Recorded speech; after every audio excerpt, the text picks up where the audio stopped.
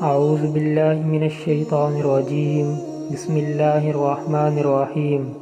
ماہ شعبان کی فضیلت۔ رسول اللہ صلی اللہ علیہ وسلم سے نسبت ہر چیز کی تعظیم و توقیر لازمی ہے، چونکہ شعبان کے مہینے کی نسبت آپ صلی اللہ علیہ وسلم نے اپنی طرف کی ہے، لہٰذا اس کی تعظیم بھی لازمی ہے۔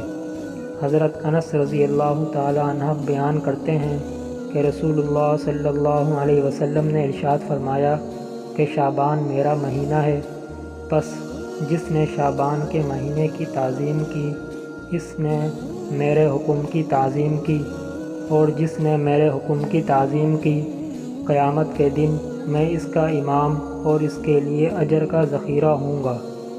ماہ شعبان کے روزے شعبان کے مہینے کو اللہ کے رسول صلی اللہ علیہ وسلم نے روزے جیسی مقدس و مبارک عبادت کے ساتھ مخصوص قرار دیا ہے۔ آپ صلی اللہ علیہ وسلم کا تعامل تھا۔ آپ صلی اللہ علیہ وسلم شعبان کے مہینے میں جس کثرت سے اور پابندی سے روزوں کا اہتمام فرماتے تھے وہ رمضان المبارک کے علاوہ کسی ماہ میں دیکھنے کو نہ ملتا تھا۔